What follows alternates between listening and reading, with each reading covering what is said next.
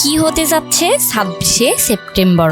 আগামী 26শে সেপ্টেম্বর নিয়ে গুঞ্জন ও আলোচনা বেড়েই চলেছে বিভিন্ন সামাজিক যোগাযোগ মাধ্যমে। এই তারিখ নিয়ে একের পর এক পোস্ট, ভিডিও, এমনকি রিলস দেখা যাচ্ছে। কেউ কেউ এ নিয়ে মিম বা রসিকতা করলেও অনেকেই সংখ্যা প্রকাশ করেছেন। জানার বিষয় কি হবে ওই দিন।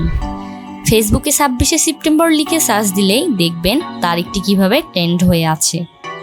ফেসবুকের তথ্য মতে এই বিষয়ে 1,46,000-এরও বেশি ব্যবহারকারী কথা বলেছেন। তবে প্রশ্নটির উত্তর খুঁজতে গিয়ে পাওয়া যায় অন্য তথ্য। মূলত টেলিগ্রাম ভিত্তিক একটি গেমিং বোর্ড নিয়ে আলোচনায় রয়েছে 26শে সেপ্টেম্বর।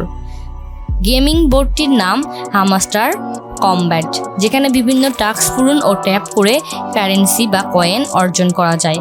ফেসবুকে, এক্স ও ইউটিউবে অনেকেই এই গেমটির বিষয়ে প্রচারণা চালাচ্ছে। তাদের দাবি 26 তারিখে এই গেমটির কয়েনগুলো ক্রিপ্টোকারেন্সিতে রূপান্তর করা যাবে। তবে এর সত্যতা যাচাই করা সম্ভব হয়নি।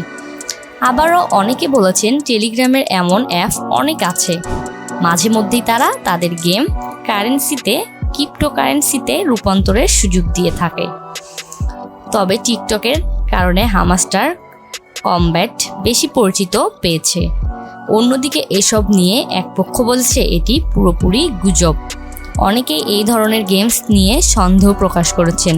তারা বলেছেন যদি এভাবে কোটিপতি হওয়া যেত তাহলে কেউ আর চাকরি বা কাজ করতো না। তারা আরও যুক্তি দিয়েছেন যদি হামস্টার 300 মিলিয়ন ফলোয়ারকে মাত্র $2 করেও দেওয়া হয় তাহলে যে বিপুল অঙ্কের অর্থের প্রয়োজন তা আসলে বাস্তবসম্মত নয়।